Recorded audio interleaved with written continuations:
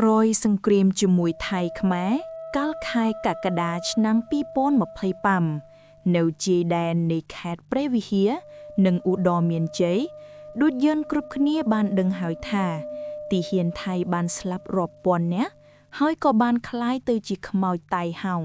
គ្មានសាច់ញាតិណាអាចចូលយកសាកសពមកធ្វើបុណ្យឧទ្ទិសកុសលឲ្យព្រលឹងវិញ្ញាណរបស់ពួកគេបានទៅសុខឡើយលោកពូផាន់ដែលមានអាសយដ្ឋាននៅភូមិជិតនឹងឲ្យដឹងកាលពីពេលថ្មីនេះថាមានសំឡេងស្រែកពេញព្រៃតាមជើងរាល់យប់ដែលគាត់និងអ្នកភូមិអាចសន្មត់ថាជាសំឡេងខ្មោចទីហ៊ានថៃហើយអ្នកភូមិម្នាក់ត្រូវបានខ្មោចលងកណ្ដាលថ្ងៃរហូតដល់ធ្លាក់ខ្លួនឈឺរហូតដល់សពថ្ងៃតោះមកស្ដាប់សម្ដីពូផាន់ទាំងអស់គ្នាបើក្មួយ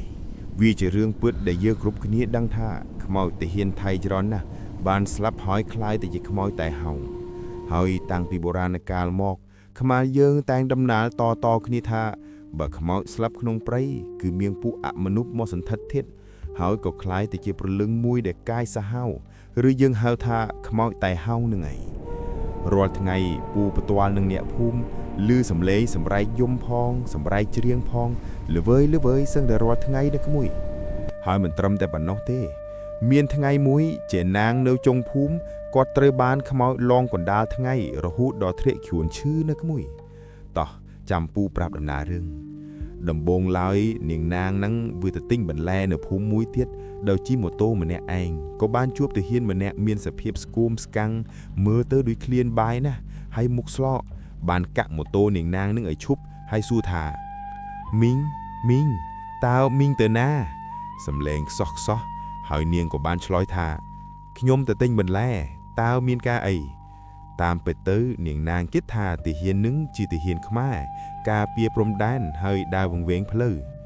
ហើយក្មួយក៏បាននិយាយទៅថាខ្ញុំឃ្លានបាយណាស់មីងតើមីងមានបាយហូបទេខ្ញុំដេកព្រៃនេះអស់ជិត1ខែហើយនាងថាมันមានទេក្មួយទាន់ទៅផ្ទះបានមានបាយភ្លាមនោះក្មួយទាហាននិយាយបែបប្លែកថាអូអ្នកមីងចង់ទៅលេងក្នុងព្រៃជាមួយខ្ញុំទេកន្លែងខ្ញុំមានមនុស្សច្រើនណាស់ហើយរាល់យប់ពួកយើងស្រ័យសប្បាយណាស់តើអ្នកមីងចង់ទៅទេខ្ញុំនាំទៅមីងតែភ្លាមដោយសារមានឡានញាក់ភូមិជិះឆ្លងកាត់ដីកុហុយនាងណាងក៏ក្រឡេកមើលឡានក្រែងប៉ះពៀស្រាប់តែបាត់ទាហានបាត់មួយរំពេក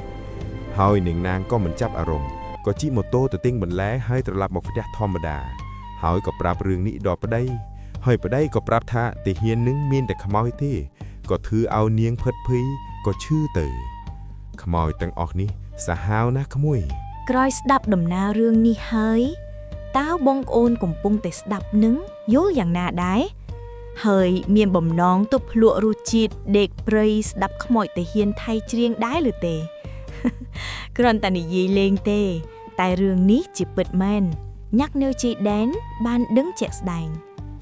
បើមិនជឿទេចាំ admin នាំទៅដេកសាកមួយយប់ច្បាស់ជាភឺភ្នែកហើយ